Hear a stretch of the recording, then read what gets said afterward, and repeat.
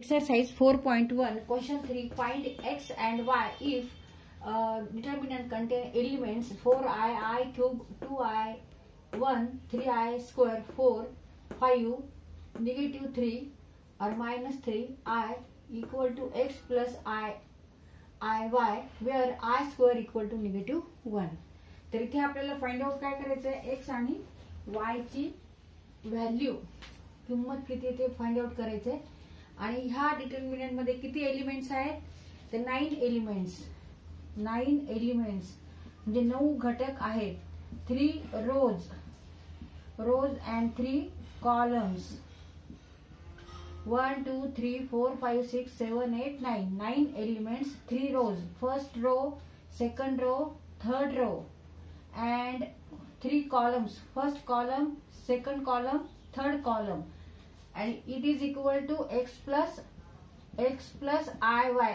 This is complex number and order of this determinant is 3. तर इथे आपल्याला हा डिटर्मिनंट आधी काय करायचा आहे एक्सपांड करायचा आहे.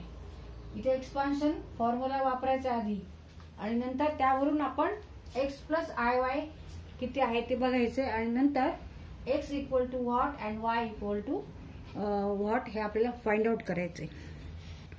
तर इथे आपण फॉर्म्युला वापरायचा आहे एक्सपान्शन फॉर्म्युला. आता इथे फर्स्ट रो मध्ये कोणते एलिमेंट आहेत 4i क्यूब आणि 2i. फर्स्ट रो मध्ये हे सगळे एलिमेंट आहेत.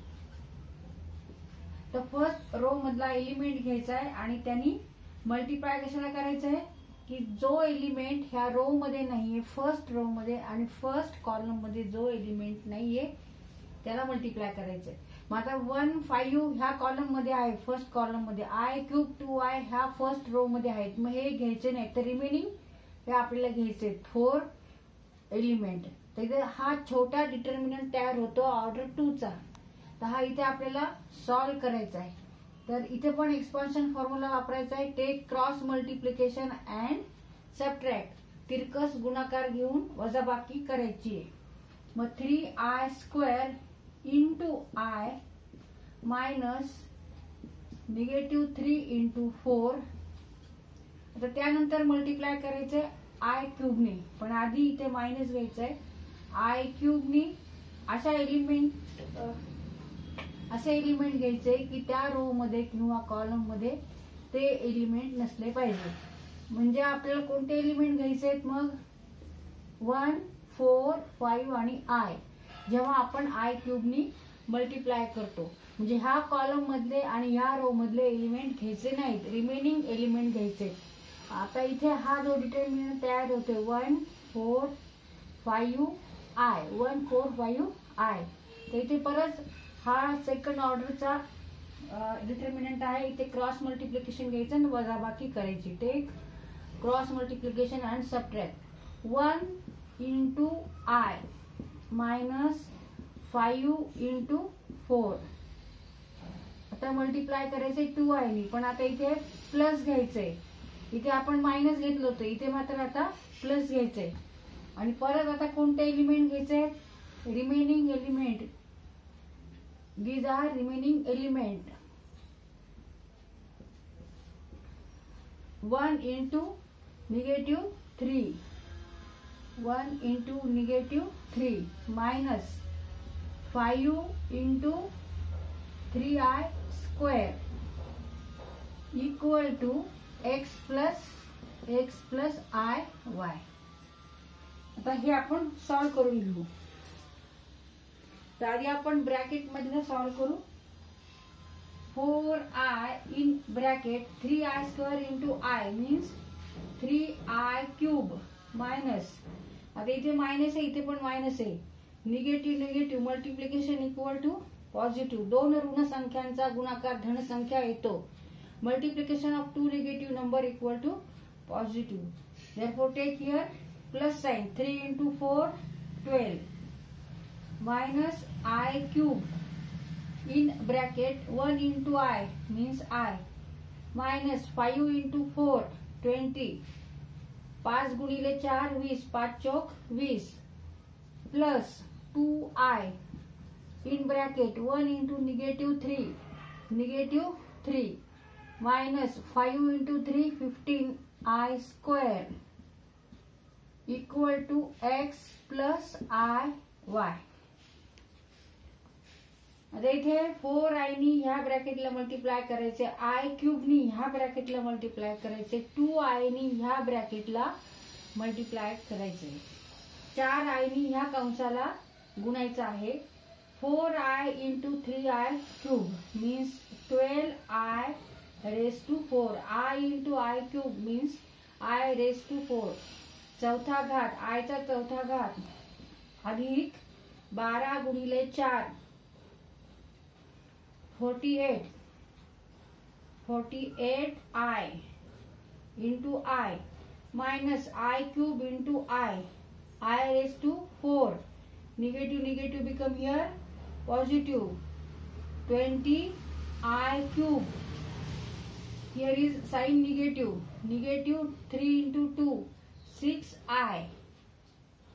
Negative 15 into 2 30. I into I square means I cube. I into I square means I cube.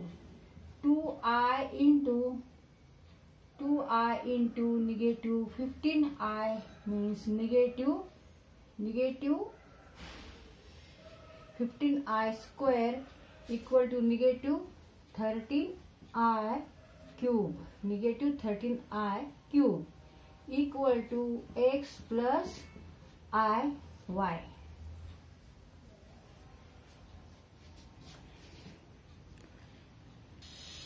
Now I square equal to negative 1. I cube equal to I square into I means negative 1 into I means negative I, and I raised to 4 means I square means negative 1 square means 1. आता इथे I raised to 4 आहे, I raised to 4 equal to 1. I raised to 4 equal to 1. तर इथे आपण फक्त 12 into 1 means 12 किंवा इथे 1 लिहून घेऊ. I raised to 4 equal to 1 plus 48i minus I raised to 4 1 plus 20i cube. I cube equal to minus I. 20 minus I minus 6i minus 13. I cube is minus I equal to x plus I y.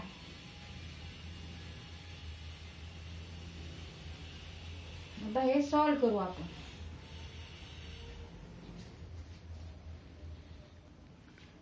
Twelve plus 48i minus 1 minus 20i minus 6i negative become positive 30 equal to x plus I y.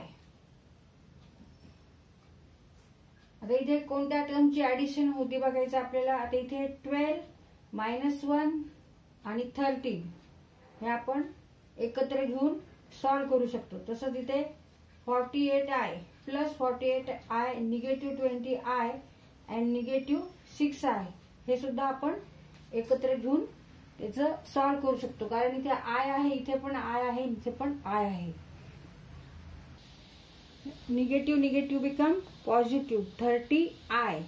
तर इथे हे 30i आहे. तर इथे 12 minus 1 equal to 11. आता इथे 40i 20i 6i negative 6i आणि plus 30i हे आपण आता सॉल्व करू. 12 minus 1 equal to 11. Now 48i minus 20i. 48i minus 28i equal to equal to 28i. 28i minus 6i equal to 22i plus 30i equal to 52i. 11 plus 52i equal to x plus iy. Therefore, x equal to 11 and y equal to 52. तर इथे हा पण complex number आहे आणि हा पण complex number आहे आणि दोन्ही इक्वल आहे. मग ह्या कॉम्प्लेक्स नंबर मध्ये हा रिअल पार्ट आहे, इथे हा रिअल पार्ट आहे. मग x इक्वल टू 11 हा इमॅजिनरी पार्ट आहे, इमॅजिनरी पार्ट आहे. Therefore y equal to 52.